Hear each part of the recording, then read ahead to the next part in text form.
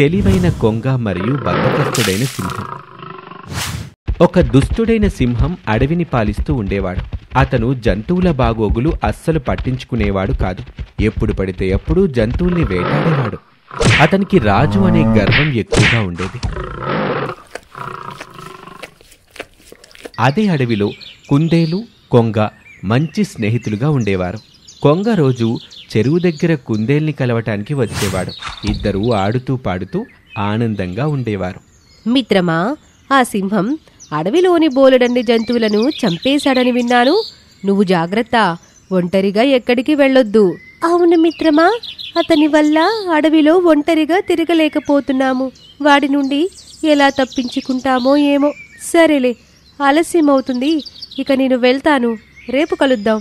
సరే అయితే, జాగ్రత్త. ఇలా అని కొంగ, కుందేలు అక్కడి నుంచి వెళ్ళిపోతారు. మరుసటి రోజు సింహం వేట కోసం అడవిలో తిరుగుతూ ఉంటాడు. అతన్ని చూసి జంతువులు దాక్కుంటూ ఉంటాయి. వామో రాజుగారు, ఆయన కంటపడితే మన ప్రాణాలు పోయినట్టే. వీడికి ఇదే సమయం దొరికిందా అడవిలో తిరగటానికి? ఈరోజు ఎవరికి చావొచ్చిందో ఏమో. అరే, ఈ నీళ్ళేమిటి? నేనేం చేయలేదు. నక్క మరియు కోతి జింక మొహం చూస్తాయి. ఏం చేయమంటారు? సింహాన్ని చూడగానే తడిచిపోయింది. చీచీ, సమయం సందర్భం ఏమి ఉండదా? ఏంటి సమయం సందర్భమా? అక్కడ సింహం వాడిని చూడగానే పెద్ద పెద్ద వాళ్ళకే తడిచిపోతుంది. నేనెంత? సరే సరే, ఇక నోరు ముయ్యండి. వాడు కనుక విన్నాడంటే మన ముగ్గురిని తినేస్తాడు. మరోపక్క సింహం వేట కోసం తిరిగి తిరిగి అలసిపోతాడు. అతనికి ఎక్కడా వేట దొరకలేదు. అతను అలసిపోయి చెరువు దగ్గరికి వెళ్తాడు. చెరువు దగ్గర కుందేలు, కొంగ మాట్లాడుకుంటూ ఉంటాయి. సింహం దొంగచాటున ఒక్కసారిగా కుందేలు పైన దాడి చేస్తాడు.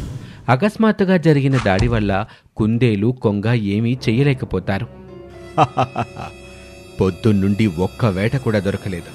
సరేలే, ఈరోజు నీతోని నా కడుపు నింపుకుంటాను. ఇది విన్న కొంగ ఇలా అంటాడు. మహారాజా, నా మిత్రుణ్ణి వదిలేయండి. వీడిని తింటే మీ కడుపు ఏమాత్రం నిండదు. మీకోసం నా దగ్గర ఒక మంచి ప్రస్తావన ఉంది. ప్రస్తావన? ఏంటా ప్రస్తావన? మహారాజా, మీరు గనక నా మిత్రుణ్ణి వదిలివేస్తే నేను మీకు రోజు పెద్ద పెద్ద తాజా చేపలు తెచ్చిస్తాను. వేట కోసం మీరు కష్టపడనవసరం లేదు. సమయానికి భోజనం మీ దగ్గరకొస్తుంది. కొంగ ఇచ్చిన సలహా విన్నాక సింహం అతని మనసులో ఇలా అనుకుంటాడు. అరే వా, చెరువులోని తాజా తాజా చేపలు, అది కూడా ఎటువంటి శ్రమ లేకుండా. భలే భలే. అయినా రోజు ఈ జంతువుల మాంసం తిని తిని విసిగిపోయాను. ఇది చాలా మంచి అవకాశం. ఎటువంటి శ్రమ లేకుండా భోజనం దొరుకుతుంది. దీనికి మించిన ఆనందకరమైన విషయం ఇంకే ఉంటుంది. ఇలా ఆలోచించి సింహం కొంగతో ఇలా అంటాడు. సరే అయితే, నాకు నీ ప్రస్తావన ఇష్టమే. కానీ ఒక్క మాట గుర్తుపెట్టుకో, చేపలు తీసుకురావటం ఆలస్యమైతే నేను నీ స్నేహితుణ్ణి చంపేస్తాను.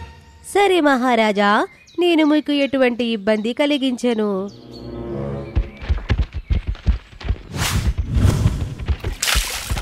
ఆ రోజు నుండి కొంగ ప్రతిరోజు సింహం కోసం బోలెడన్ని చేపలు తీసుకొచ్చి ఇచ్చేవాడు. సింహం ఎంతో ఆనందంగా కొంగ తెచ్చిన చేపల్ని తిని హాయిగా పడుకునేవాడు. ఇక ఇప్పుడు సింహం అడవిలో తిరగటం కాదు కదా, వేటకి కూడా వెళ్ళేవాడు కాదు. కేవలం కొంగ తెచ్చిన చేపలు తినటం, పడుకోవటం అతని పనిగా మారింది. ఇలా సమయం గడుస్తున్న కొద్దీ సింహం బాగా లావుగాను, బద్ధకస్తుడిగాను తయారైపోయాడు. ఒకరోజు సింహం కొంగ కోసం ఎదురు చూస్తూ ఉంటాడు. కానీ ఎంతసేపైనా కొంగ చేపల్ని తీసుకురాలేదు. ఆకలితో సింహానికి బాగా కోపం వస్తుంది. ఎదురు చూసి సింహం కుందేల్ని వెతకటానికి బయలుదేరతాడు.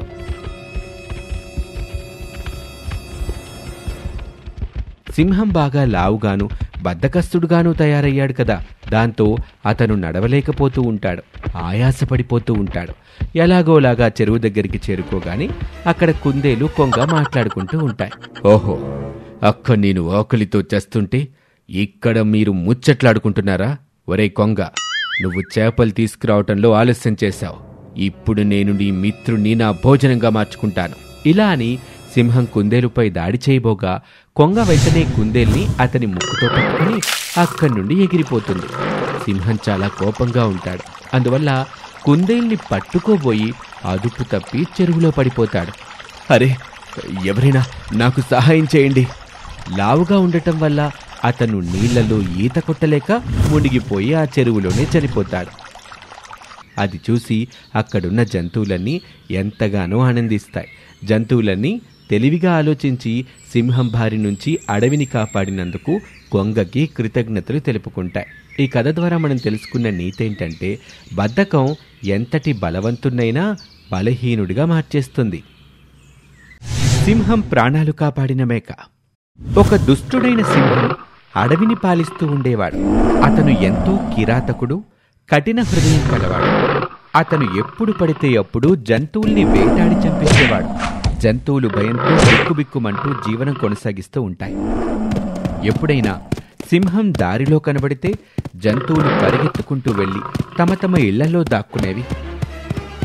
ఒకరోజు చిట్టి అనే ఒక గర్భవతి మేక ఆమె భర్త చింటూ గడ్డి మేస్తూ ఉంటారు. చిట్టి, ఇక్కడ గడ్డి చాలా తక్కువగా ఉంది. నేనొక పని చేస్తాను. నేను కాస్త ముందుకు వెళ్ళి చూస్తాను. అప్పటి వరకు నువ్విక్కడున్న గడ్డి తినే. వద్దు, నువ్వెక్కడికి వెళ్ళొద్దు. అక్కడ క్రూర మృగాలుండొచ్చు. మనమిద్దరం ఈ గడ్డితోనే సరిపెట్టుకుందాం.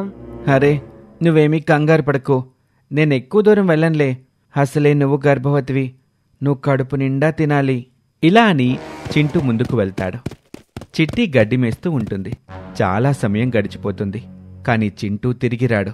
ఏంటి, ఈయన వెళ్ళి చాలాసేపు అయింది, కాని ఇంతవరకు తిరిగి రాలేదు. కొంప తీసి ఏదైనా ఆపదలో చిక్కుకున్నాడా ఏంటి? నేను ముందుకు వెళ్ళి చూస్తాను. ఇలా అనుకుని చిట్టి ముందుకు వెళ్తుంది. దారిలో సింహం చింటూపై దాడి చేయటం చూసి చిట్టి కంగారు పడుతుంది. తను ఏమీ చేయలేక నిస్సహాయంగా నిలబడుతుంది. సింహం చింటూని చంపేస్తాడు. ఇదంతా చూసి చిట్టి గుండెలు పగిలేలా ఏడుస్తుంది. ఆ రోజు నుంచి చిట్టి మౌనంగా ఉండేది. ఎవరితోనూ కలిసేది కాదు, ఎవరితోనూ మాట్లాడేది కాదు. ఇలా రోజులు గడుస్తూ ఉంటాయి. ఒకరోజు అడవిలో కొంతమంది వేటగాళ్లు వస్తారు. జంతువులు తమ తమ ప్రాణాలు కాపాడుకోవటానికి అటూ ఇటూ పరుగులు తీస్తాయి. పరిగెత్తండి, పరిగెత్తండి, అందరూ మీ ప్రాణాలు కాపాడుకోండి. అడవిలో వేటగాళ్ళొచ్చారు. ఇలా అడవి మొత్తం అల్లకల్లోలంగా ఉంటుంది. కొంతసేపటి తర్వాత వేటగాళ్లు అడవి నుండి వెళ్ళిపోతారు. మళ్లీ అడవిలో శాంత వాతావరణం నెలకొంటుంది. చిట్టి నీళ్లు తాగటానికి చెరువు దగ్గరికి వెళ్తుంది. చెరువు దగ్గర కొన్ని జంతువులు గుమిగూడు ఉండటం చిట్టి గమనిస్తుంది. చిట్టి వాళ్ళ దగ్గరికి వెళ్తుంది. అక్కడ సింహం గాయాల పాలై పడి ఉంటాడు. అతను నొప్పితో బాధపడుతూ ఉంటాడు. కాని అతనికి సహాయం చేయటానికి ఎవ్వరూ ముందుకు రారు. అందరూ నిలబడి అతన్ని చూస్తూ ఉంటారు. అరే, ఏంటి మీరందరూ అలా నిలబడి నా మొహం చూస్తున్నారు? ఎవరైనా దయచేసి నాకు సహాయం చెయ్యండి. దయచేసి నాకు సహాయం చెయ్యండి. నీలాంటి దుష్టుడికి ఈ శాస్తి జరగాల్సిందే. అనుభవించు నీ పాపాల యొక్క శిక్షను. అయినా నువ్వెలా అనుకున్నావు మేము నీకు సహాయం చేస్తామని? అవును, ఈ దుష్టుడికి దీనికన్నా పెద్ద శిక్ష పడాలి. సింహం వేటగాళ్ల నుండి తప్పించుకుంటూ గాయాల పాలవుతాడు. చిట్టి సింహం యొక్క బాధను, నిస్సహాయతను చూసి ముందుకొచ్చి ఇలా అంటుంది. మిత్రులారా, వీడు దుష్టుడు మరియు కఠిన హృదయం కలవాడు. కాదనను, కాని మనమితన్ని ఇలా ఆపదలో వదిలేయలేము కదా. ఇతను మన అడవికి రాజు. మనమితనికి సహాయం చేయాలి. చిట్టి, నువ్వు మర్చిపోయావా? వీడు నీ భర్తను కిరాతకంగా చంపేశాడు. నువ్వెలా వీడికి సహాయం చేస్తావు? అవును, నాకు గుర్తుంది. వీడు నా భర్తను చంపాడు. కాని ఇప్పుడు వీడు నిస్సహాయంగా పడి ఉన్నాడు. వీడికి మన సహాయం అవసరం. అయినా శత్రువును చంపడమే సమస్యకి పరిష్కారం కాదు. ఇప్పుడితను నిస్సహాయంగా ఆపదలో పడి ఉన్నాడు. ఇతనికి సహాయం చేయడం మన కర్తవ్యం.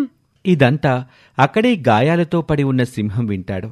అతనికి అతని తప్పు తెలిసొస్తుంది. అతను తన మనసులో ఇలా అనుకుంటాడు. అరే, నేను ఈమె భర్తను చంపేశాను. ఈమెకు ఇంత చెడు తలపెట్టాను. అయినా కూడా ఈమె ఎటువంటి స్వార్థం లేకుండా నాకు సహాయం చేస్తుంది.